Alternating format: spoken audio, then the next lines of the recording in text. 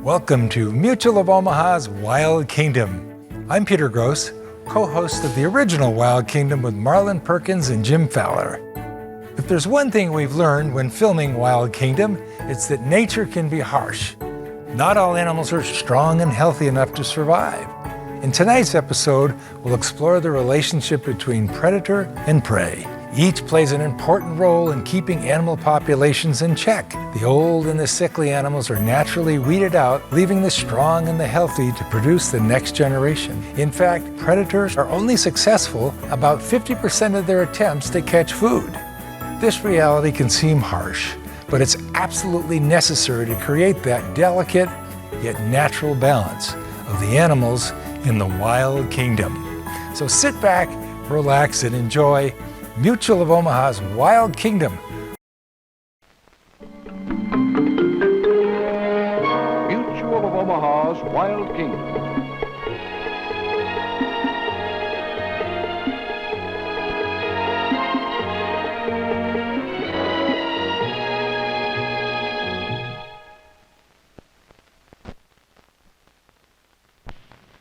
Hello, welcome to Mutual of Omaha's Wild Kingdom. Bears are one of the most widely distributed animals on Earth. In spite of man, they've been successful in their fight for survival and are still found throughout the world. Polar bears are found clear around the whole Arctic region. In Alaska, you find the great brown bear and the grizzly bears. The black bear occurs pretty generally over North America. In South America, in the high country, you get the spectacled bear. The brown bear occurs not only in Europe, but clear across Asia. You also get a black bear in Asia, and in India, the sloth bear. The smallest bear in the world is the Malayan sun bear. Jim and I both consider them one of the most fascinating of all the animals. Of all the bears, the black bear found right here in North America is perhaps the most fascinating to observe. We found two young black bear cubs feeding on tender grass shoots near a river in the wild and beautiful high country of Yellowstone National Park, a haven for bears. Getting a closer look is tricky business because their mother is probably somewhere nearby. If we can keep them under observation without their knowing it, we should really be able to learn something about how bears spend their time.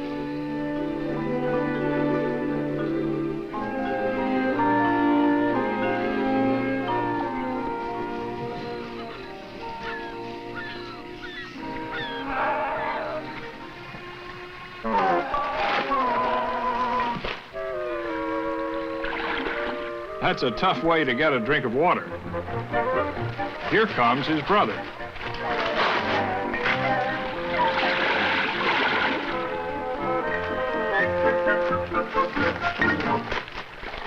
Negotiating a steep riverbank is obviously something new to them, but we soon see that they're old hands when it comes to fighting.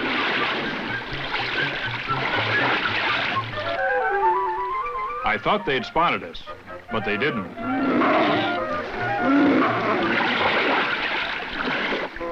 It's lucky they know when to quit, because Mother Bear is liable to come and break it up if the fighting gets any rougher.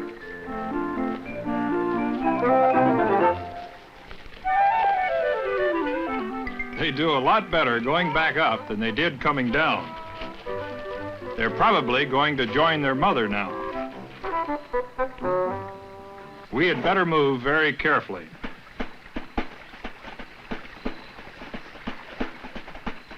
There she is.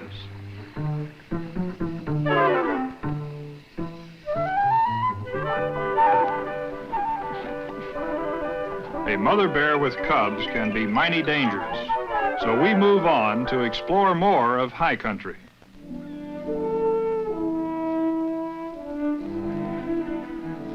There's a better chance of seeing more bears if we split up. So Jim will follow the ridge while I go up into the high country.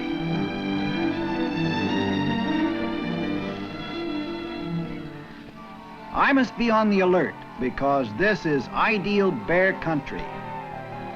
Another mother with cubs, one brown and one black cub from the same litter. The brown one's called a cinnamon bear. Something's wrong. Mother's on the alert. Oh, that's the reason. Coyotes feasting on an elk carcass nearby. And grizzlies, the most savage bears in the high country. They better move. The elk was probably killed earlier by grizzlies, and they've come back for more.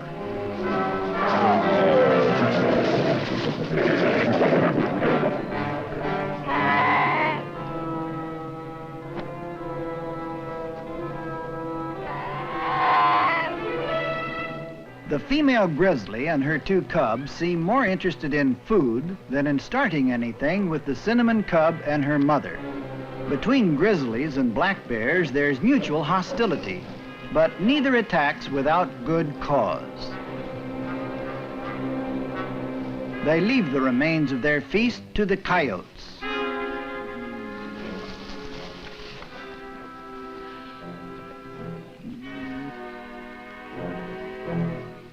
Some distance away, young Blackie's playing happily, unaware of what's been going on.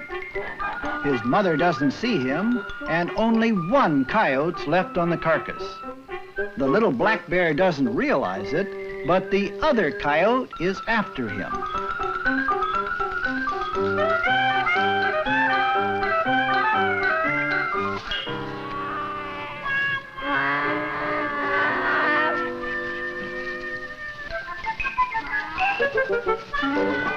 It's time to climb.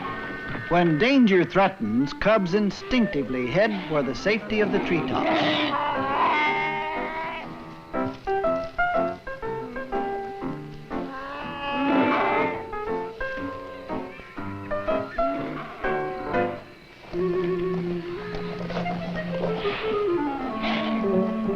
The little black bear figures the danger is past. Now the little female's coming to investigate. Caught in the open, Blackie tries to get by his attacker. He and his sister take to the tree. What a picture! Two of the most frightened little bear cubs I've ever seen. But they really don't have to be so frightened of a coyote, because Mother Bear would never let any harm come to them.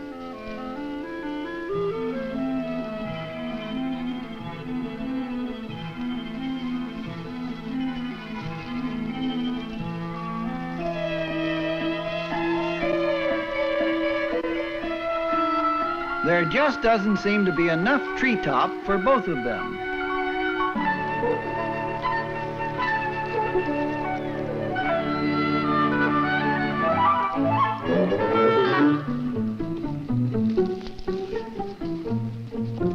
What do you do when you reach the top? Well, you just hold on, because it's a long way down. Now the little female wants to join him, and the tree can barely support them. Getting up was easy, but how do you get down?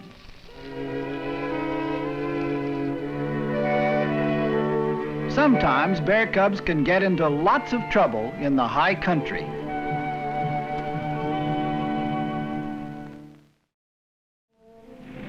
Jim and I followed the bear family to Yellowstone Falls.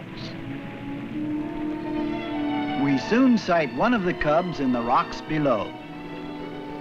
There are lots of ripe berries here, a favorite delicacy. Although cubs and adult bears too will eat almost anything, from porcupine meat to a nest of hornets, about 3/4 of their diet is vegetable.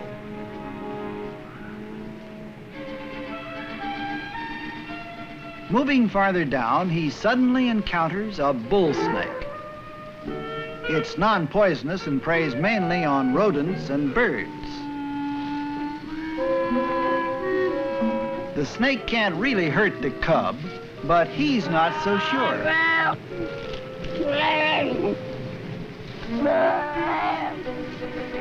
Bull snakes will bite if disturbed, so the little bear better look out.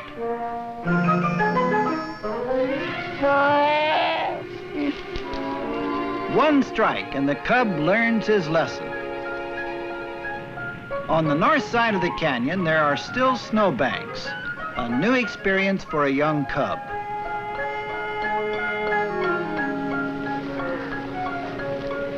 When they're not fighting, bear cubs are usually playing.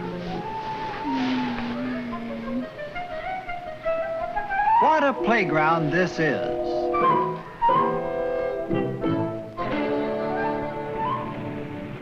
Jim sees more bears over near the river. On our way down, we pass a brown female and cub. These are still black bears. The species ranges from dark black to almost any shade of brown.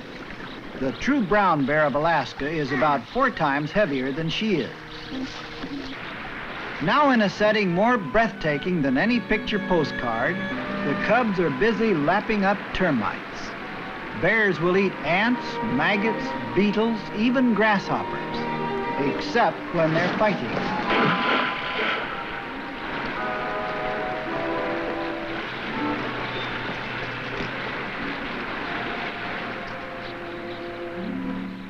After watching their amusing antics, you can see why they're called the clowns of the woods. At this age, cubs are clumsy. The first crosses from one log to the other log without falling in. But the smaller female isn't so lucky.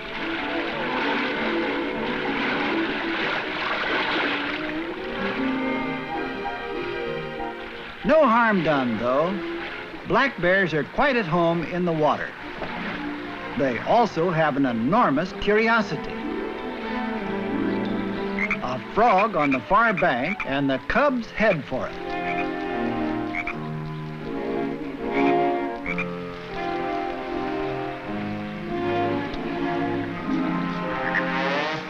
Whoops, that bank's slippery. Anyway, she'd rather play in the water than chase frogs.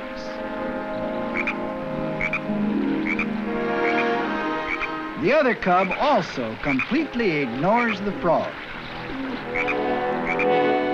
They probably gorged themselves so full on those termites that they're just not hungry for anything at the moment.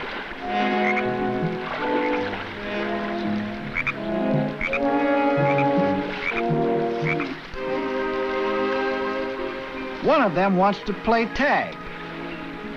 The other wants to try water weeds. But not for long. It's playtime again.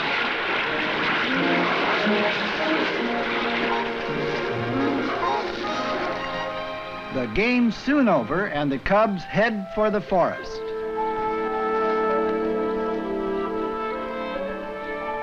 Sure enough, there at the forest edge is Mother. She's never too far away from her young.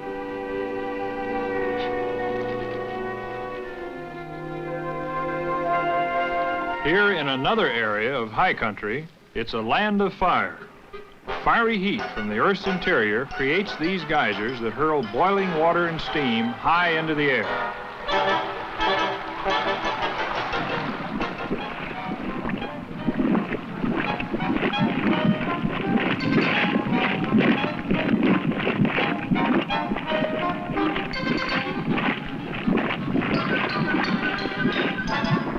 With over 200 active geysers, this corner of the Wild Kingdom is the greatest geyser region in the world.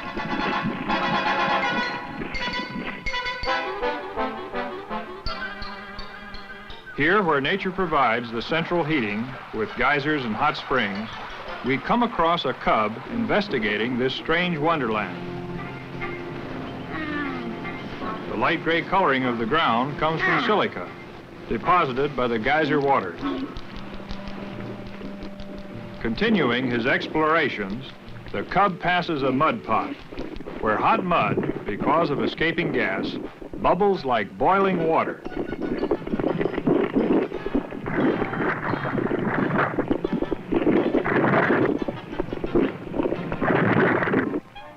And there's another cub. They're both curious and want to examine these hot springs. There are more than 3,000 hot springs in this area.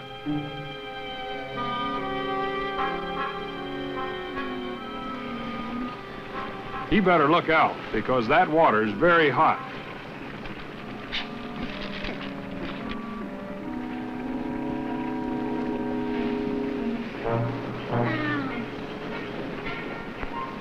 Now the other cub's going to get into hot water if he's not careful.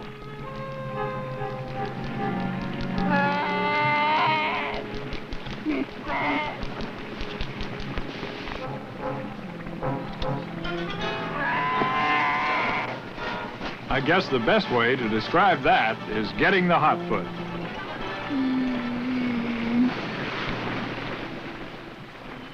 The cubs aren't badly burnt, but if they're smart, they won't play in hot springs again.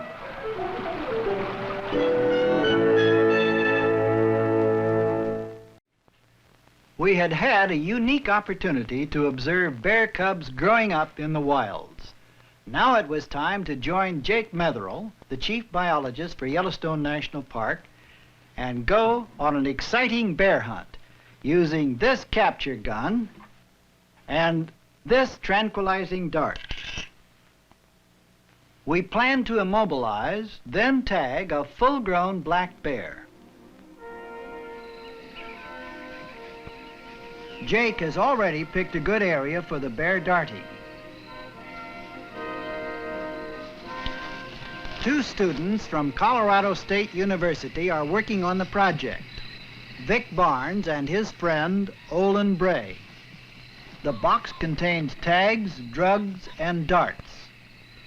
The dart is really a syringe that injects its contents, the immobilizing drug, on impact.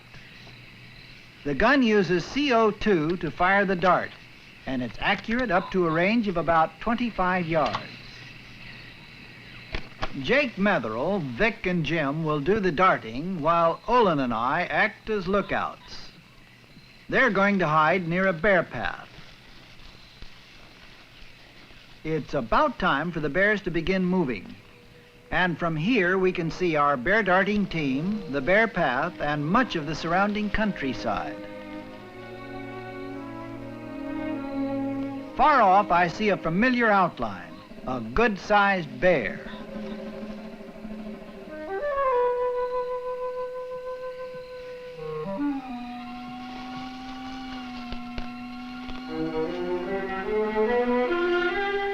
Everyone's on the alert as the bear nears our hiding place.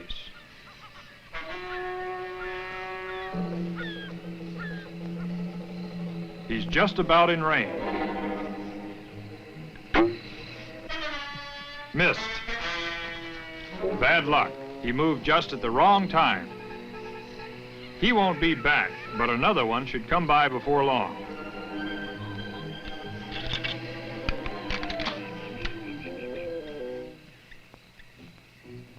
While Marlin scans the countryside from high on the hill behind us, a big cinnamon bear appears unexpectedly from the other direction. Unfortunately, it stops just out of range.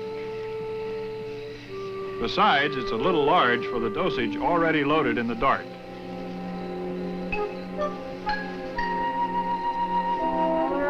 Tough luck again.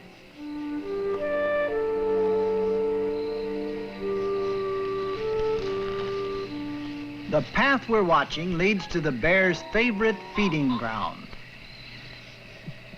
After a while, another magnificent creature. He must weigh at least 300 pounds.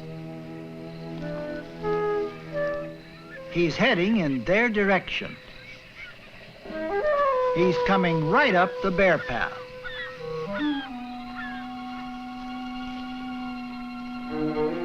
This time, the dart's loaded with just the right dosage for this size bear.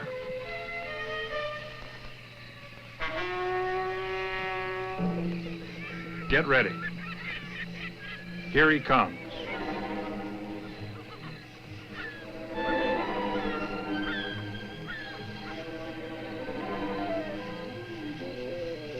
Wait till he turns and aim for the shoulder.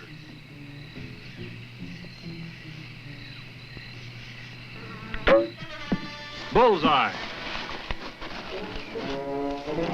It'll take several minutes before the drug starts working, and then it's only effective for a short while.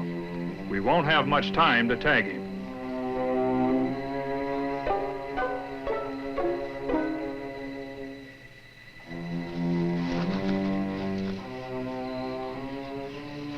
We've got to keep him in sight.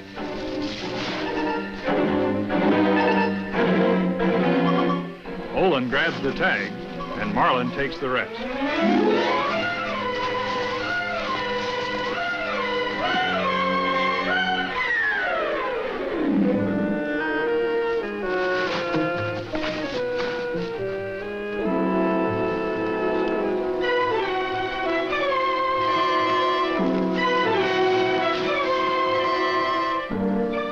There he is. The drug is beginning to take effect. Now the bear's starting to slow down. He's down. It's time to move in. He's in no pain, just immobilized. First, the dart's removed. The drug's effect won't last long. We'll have to work quickly. Carefully, the colored numbered ear tag is firmly attached.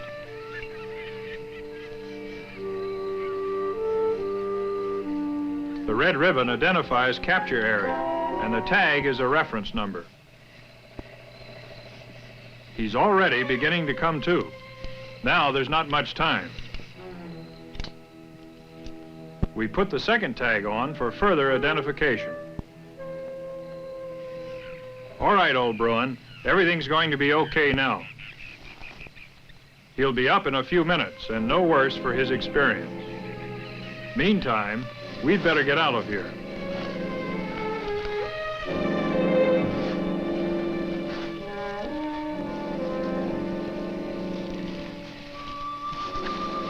Now, the effect of the drug is almost worn off.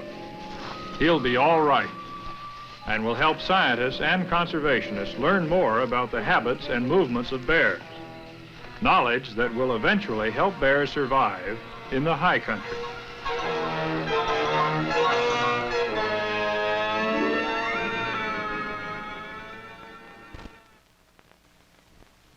We were lucky to get close enough to film the bears in their high country, and the cubs certainly were delightful and appealing. But we should always remember that the American black bear is a wild creature, potentially as dangerous as the African lion. In the woods, they usually steer clear of human beings. But in our national parks like Yellowstone, there are bears who've lost their fear of people and come begging for food. These bears can be very dangerous. Would you try to hand feed a wild lion? Yet many people try to hand feed bears, and every year a number are attacked and injured. We should respect bears for what they are, magnificent wild creatures, and allow them to live unmolested in the parks and woods of the wild kingdom. Mutual of Omaha has presented Mutual of Omaha's Wild Kingdom.